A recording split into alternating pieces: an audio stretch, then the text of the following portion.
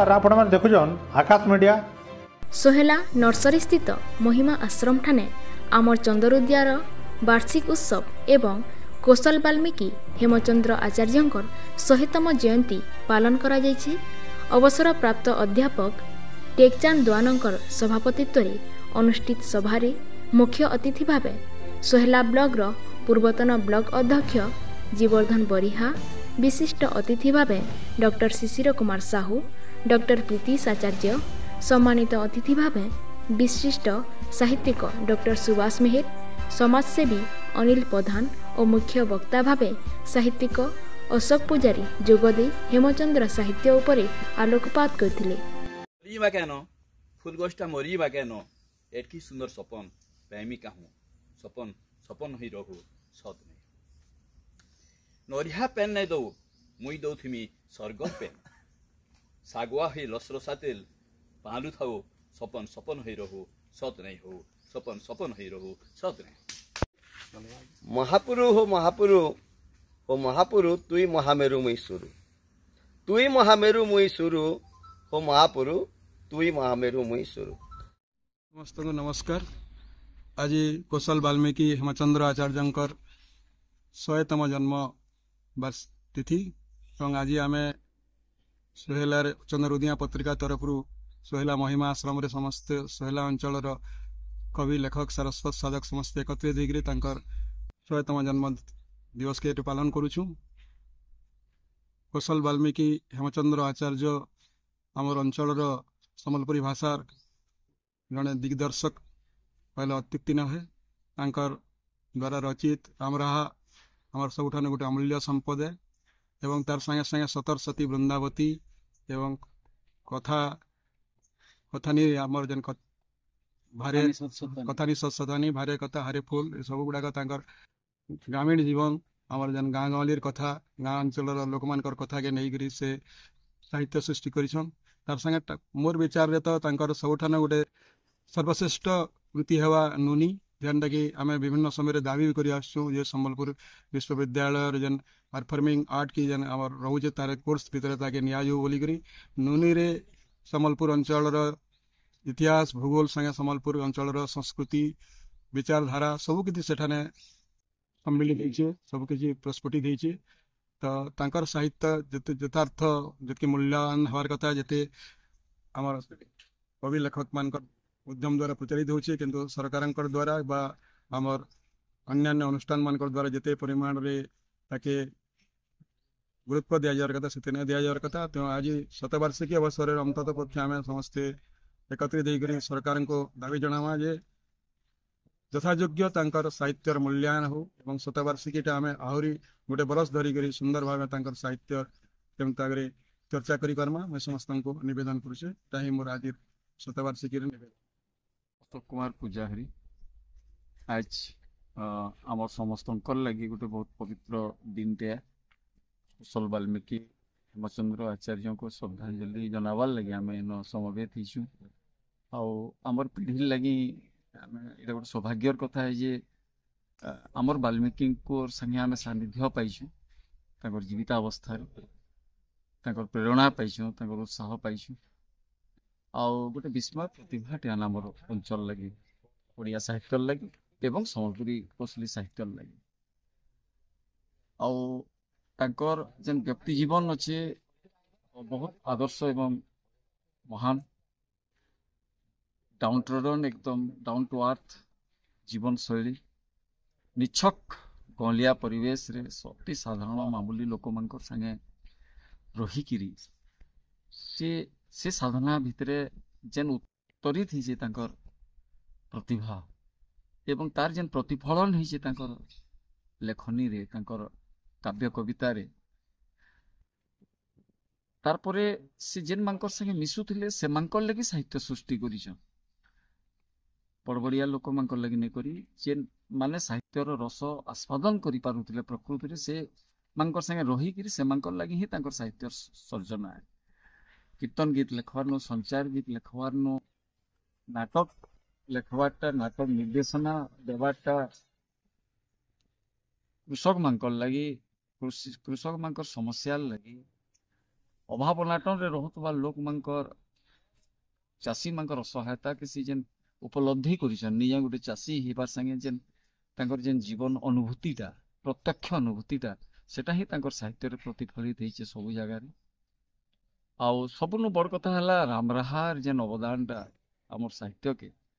ଆମର ସମ୍ବଲପୁରୀ କୋଶଲି ସାହିତ୍ୟକେ ବା ଆମର ପଶ୍ଚିମାଞ୍ଚଳର ଜୀବନଧାରାକେ ଯେନ୍ ଅବଦାନଟା ତାଙ୍କର ରାମରାହା ଏଇଟା ଆଇବା ଅସୀମିତ ସମୟାର ଲାଗି ଆମର ଲାଗି ଗୋଟେ ଅମୂଲ୍ୟ ସମ୍ପଦ ଏ ଏବଂ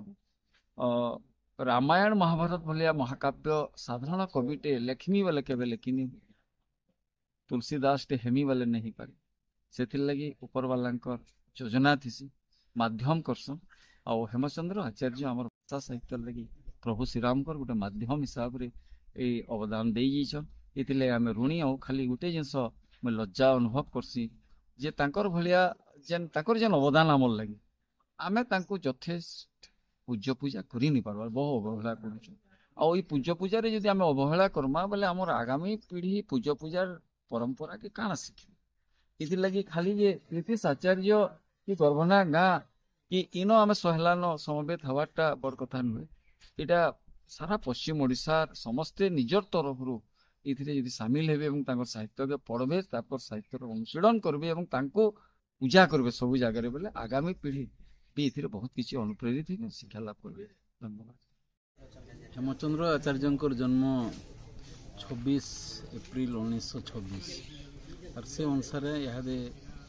20 এপ্রিল 1926 আর সে অনুসারে এটা তার 19 বরস পুরিকি 100 বর্ষ আরম্ভ হলা আর বিভিন্ন জায়গায় তাঙ্কর জয়ন্তী পালিত হচ্ছে আর সেই প্রক্রিয়ারে চন্দ্র উদয়া তরফ যেন পালিত হচ্ছে এটা বহুত খুশির কথা। গর্ভଣାରେ ବି হচ্ছে তাঙ্কর জন্মস্থান বরগড়রে ବି হচ্ছে আর ভাল কথা। হেমচন্দ্র আচার্য অনেক কথা লিখিছন যেটা ଓଡ଼ିଆରେ লিখিছন সম্বলপুরীରେ লিখিছন নিরন্তর লিখুলে সে রামায়ণ লিখিছন আমি যেটা রামরাহা বলিকি কହୁଛୁ অনেক নাটক লিখিছন কীর্তন লিখিছন সে সঞ্চার গীত লিখিছন আর ସବୁଥିର মঞ্চন করেছন গাঁরে যেন শ্রোতা বেশি পাঠক কম আর সেই পাঠকর সে শ্রোতার যেন হিতকে দেখিকি যে তাকর লাগি কানটা কেতে বুঝি হেবা ଆଉ ହେତେ ଦୃଷ୍ଟିରୁ ଦେଖିଲେ ତାଙ୍କର ସବୁ ସାହିତ୍ୟ ତାଙ୍କର ସବୁ ଲେଖା ସେଟା ଶ୍ରୁତିଯୋଗ୍ୟ ସେଟା ସୁବୋଧ୍ୟ। କବି ହେମଚନ୍ଦ୍ର ଜଣେ ମହାନ ସ୍ରଷ୍ଟା ସେ ଏକାଧାର୍ନ କବି ନାଟ୍ୟକାର କଥାକାର ତାଙ୍କର କଲମନୁ କୀର୍ତ୍ତନ ଗୀତନୁ ମୂଲ କରି ମହାକାବ୍ୟ ଡଣନୁ ମୂଲ କରି ନାଟକ ତିଆର ହେଇଛି। ରୀତି ସାହିତ୍ୟର ଢାଞ୍ଚାରେ ସେ କାବ୍ୟ ରଚନା କରିଛନ୍ ଏବଂ ଆଧୁନିକ କବିତା ବି ସେ ଲେଖିଛନ୍। ପ୍ରତ୍ୟେକ ସମ୍ପଦ ପ୍ରତ୍ୟେକ ଢାଞ୍ଚା ତାଙ୍କର କଲମନ ଅତି ଉଭାଗର ହେଇଛି। ଓଡ଼ିଆ ହଉ କି ସମ୍ବଲପୁରୀ ହଉ ଦୁହି ଭାଷାନ ତାଙ୍କର ସାହିତ୍ୟ ତାଙ୍କର ଲେଖନୀ ସମୃଦ୍ଧ ହେ। ସେ ଓଡ଼ିଆରେ ଆରମ୍ଭ କରିଥିଲେ ଲେଖବାର କିନ୍ତୁ ପଛେ ନିଜର ମାତୃଭାଷା ପ୍ରତି ସଚେତନ ହେଇକରି ସମ୍ବଲପୁରୀ ଭାଷାନ ସେ କାବ୍ୟ କବିତା ଲେଖିଛନ୍। ମହାକାବ୍ୟ ଯେନ୍ଟାକି ରାମାୟଣ ଉପରେ ଆଧାରିତ ରାମରାହା ସେଟା ଅମୂଲ୍ୟ ଗ୍ରନ୍ଥ ହେ। ଆମର ଭାଷା ସାହିତ୍ୟ ସେ ରୁଦ୍ଧିମନ୍ତ କରବା ତାଙ୍କର ଲେଖନୀରୁ ଯାହା ସବୁ ବାହାରିଛେ ଯାହା ସବୁ ଝରି ଯାଇଛେ ଚିରନ୍ତନୀ ହେ। ସେ ଜଣେ ସମାଜବାଦୀ ସାମ୍ୟବାଦୀ ଲୋକ ଥିଲେ। ପ୍ରତ୍ୟେକ ଲେଖାନ ତଳସ୍ତରର ମଣିଷର କଥା ହୃଦୟର କଥା ବିଦ୍ରୋହର କଥା ଫୁଟି ଉଠିଛେ। ସେ ସମାଜକେ କେନ୍ତାକରି ସୁଧାର ହେବା ସମାଜକେ କରି ସୁସ୍ଥ ସବଳ ହେଇକରି ରହବା ସାମାଜିକ ଜୀବନ କେନ୍ତାକରି ଉନ୍ନତ ହେବା ସେଥିର୍ଲାଗି ତାଙ୍କର ଯେନ୍ତା ମଥା ଘୁରୁଥିଲା ତାଙ୍କର କଲମ ସେଇଟା ପ୍ରକାଶ କରିଛେ। ତାଙ୍କର ନୁନି କାବ୍ୟ ହଉ କି ତାଙ୍କର କଥା ସାହିତ୍ୟ କଥାନୀ ସତସତାନୀ ହଉ ସବୁଠି ତାଙ୍କର ଜୀବନର ଅଭିଜ୍ଞତା ଜୀବନର ଅନୁଭୂତି ଯାହା ସବୁ ଥିଲା ସେ ପ୍ରକାଶ କରିଛନ୍ ଆଉ ପ୍ରକାଶିତ ହେଇଛେ ତାଙ୍କର ଲେଖା ସମ୍ବଲପୁରୀ ଭାଷା ସାହିତ୍ୟ କି ଓଡ଼ିଆ ଭାଷା ସାହିତ୍ୟ ଥିବା ଯେ ଅମର ହି ରହିବା ସେ ଅମର ହି ରହିଥିବେ ସେ ଅମର ହି ରହିଥିବେ। अरे देख तो रे खरा अरे देख तो रे खरा अरे ततला वाले करे थी ना छानी ही जवा परा देख तो रे खरा अरे महापुरु मते महाजी जन्म दियो दरकार जदि पड़वा वाला मोर आधार कार्ड पछे नियो महापुरु मते महाजी जन्म दियो बांधी का लाभ बुढ़ी बुढ़ी के पैन पीले दिहु जीवा के पाप बुढ़ा बुढ़ी के थिर डुके नहीं अलगे करू जे रंधा आर सफर सावित्री जे हितिबा जम भी पड़वा बंधा जम भी पड़वा बंधा जम उनके गामी नहीं पारू छे भाभी ई मुनसर सेवा करी करी आहा सुखी वाला तो टोटी धन धरे फटफटी धन धरे फटफटी छेल डरो जे बाप चमकु